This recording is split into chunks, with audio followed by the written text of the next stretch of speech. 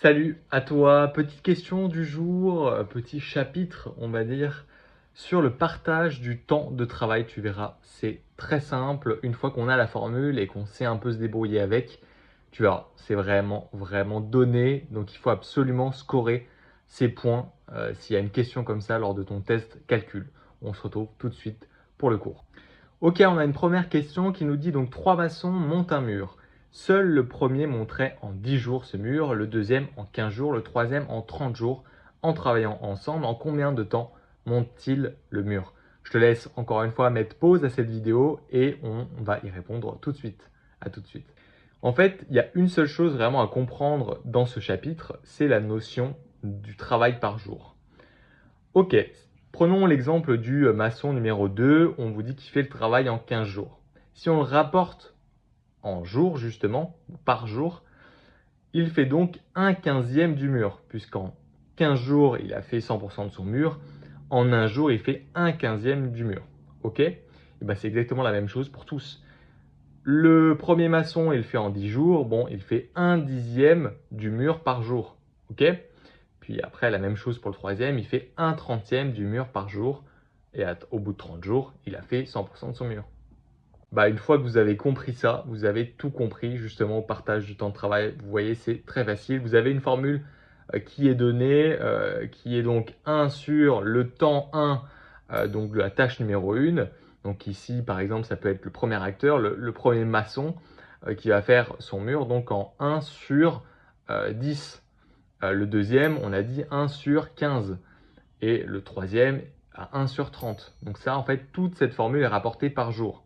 Ok, est égal à 1 sur le temps total. Ok, le grand T. Bon, bah, une fois que vous avez fait ça, vous ne pouvez pas calculer quand les dénominateurs ne sont pas les mêmes. Donc on va tout rapporter sur 30, puisqu'on a du 10, du 15 et du 30. On va tout rapporter sur 30, c'est le plus facile. Et donc voilà, ça nous fait 3 sur 30, plus 2 sur 30, plus 1 sur 30, est égal à 6 sur 30 et est égal à donc 1/5e. Vous divisez donc par 6 en haut et en bas, ce qui vous donne 1/5e. Donc, ils font à eux 3 1/5e du mur par jour. Donc en 5 jours, en fait, ils ont fait tout le travail.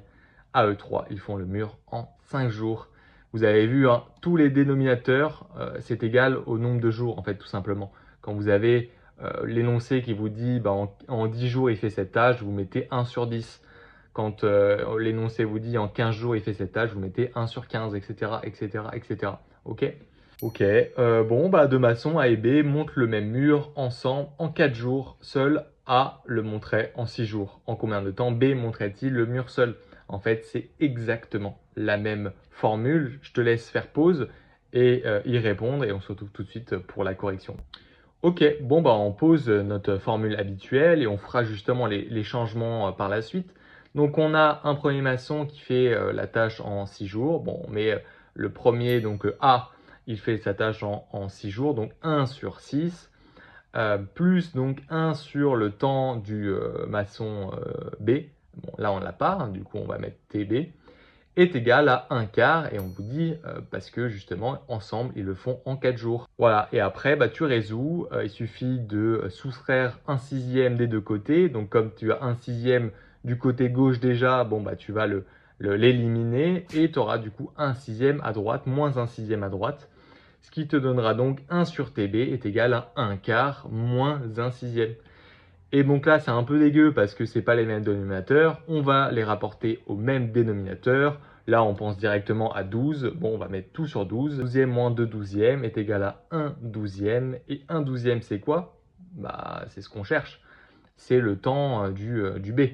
Donc voilà, le B, il fait en 12 jours son mur. Voilà, tu as parfaitement compris le temps de travail, le partage du temps de travail. Tu verras, c'est vraiment toujours les mêmes exercices. Il faut absolument, encore une fois, que tu es bon à ces exercices. C'est une formule que tu dois retenir et tu dois savoir maîtriser à 100%, que ce soit justement pour chercher du temps total ou que ce soit pour chercher le temps d'une personne sur cette tâche. Voilà, je te dis à très vite pour de nouvelles vidéos. N'hésite pas à commenter, à liker, à partager. Et puis si tu veux des cours de tâches mages avec moi, je te laisse le petit formulaire en bas. Salut à toi et bonne chance, bon courage dans ces révisions.